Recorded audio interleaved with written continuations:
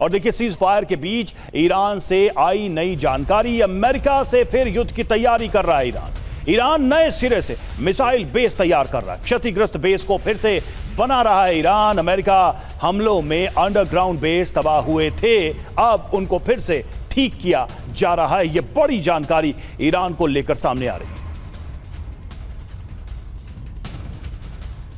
और ईरानी missile base पर पीट हेक्सेट का दावा, जमीन खोदकर मिसाइल खोज रहा है ईरान। बचे हुए मिसाइल लॉन्चर की तलाश कर रहा है। अब अपनी सैन्य ताकत को नहीं बढ़ा पाएगा ईरान, अपनी रक्षा की क्षमता खो चुका है ईरान।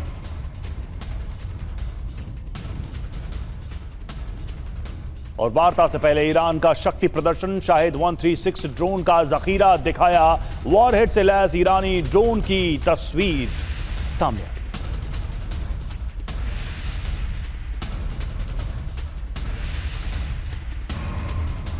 देखिए ये है ईरानी ड्रोन्स का जखीरा, तस्वीरें जारी की गई हैं वॉरहेड से लैस ये ईरानी ड्रोन्स शाहिद 136। और अपनी ताकत को एक बार फिर से दुनिया के सामने दिखाने की कोशिश ईरान की तरफ से ये तस्वीरें जारी की गई हैं। इन तस्वीरों में आप देख सकते हैं वॉरहेड से लैस हैं ये 136 शाहिद ड्रोन का जखीरा तैयार है। ईरान क्या करेगा प्रहार, संदेश क्या है, सबसे पहले ये देखिए। वार्ता से पहले ड्रोन से अपनी शक्ति प्रदर्शन की कोशिश, IRGC ने दिखाई ईरान की ताकत। फिर जंग के लिए अंडरग्राउंड ड्रोन साइट एक्टिव। चेतावनी क्या है इसमें, ट्रंप के दबाव में ईरान नहीं आएगा, ईरान के मुताबिक ही डील होगी।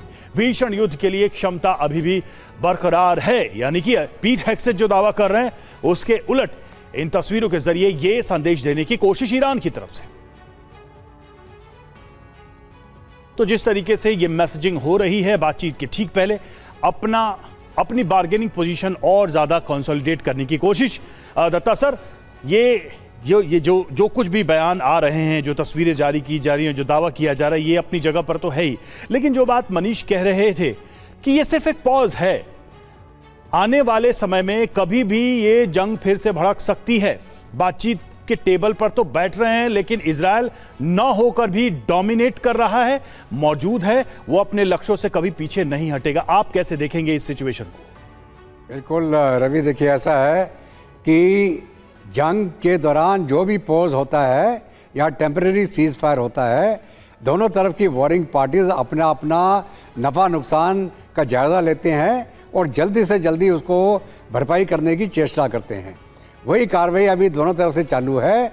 ईरान का जहाँ तक सवाल है, जो उनका नुकसान हुआ उनके पास में रिपेयर और रिकवरी करने का बहुत अच्छा क्षमता है, और उन्होंने दर्शाया भी। जो एक रेलवे ब्रिज तबाह किया गया था, उन्होंने 3 दिन के अंदर उसको दोबारा बना दिया।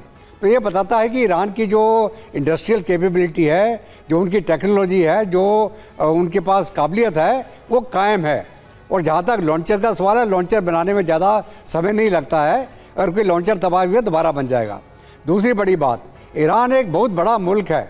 अगर गाज़ा जो 40 किलोमीटर में 12 किलोमीटर 2 साल से इजराइल वहाँ की टनल्स नहीं पूरी बर्बाद कर पाया, वो अभी तक पहुँच ही नहीं पाया उन टनल्स में, तो यहाँ पर ईरान इतने बड़े मुल्क में जो अंडरग्राउंड सिटीज़ बना रखी है उन्होंने, पहाड़ों के नीचे बना रखी है, अब कहाँ से ढूंढेंगे उनको, सवाल ही नहीं उठता है। तो जहाँ तक ईरान का सवाल है, उसकी फाइटिंग कैपेबिलिटी अभी भी कायम है, उनकी प्रोडक्शन कैपेबिलिटी अभी भी सारी अंडरग्राउंड है, उसको मदद मिल रही है कि ईरान की ताकत पूरी तरह से खत्म नहीं हुई है, अभी भी वो जंग को जारी रख सकता है। सवाल यह है कि अगर अभी ये जंग फिर से शुरू होती है तो और कितना लंबा ईरान जा सकता है मौजूदा जो बची हुई ताकत है उसके साथ।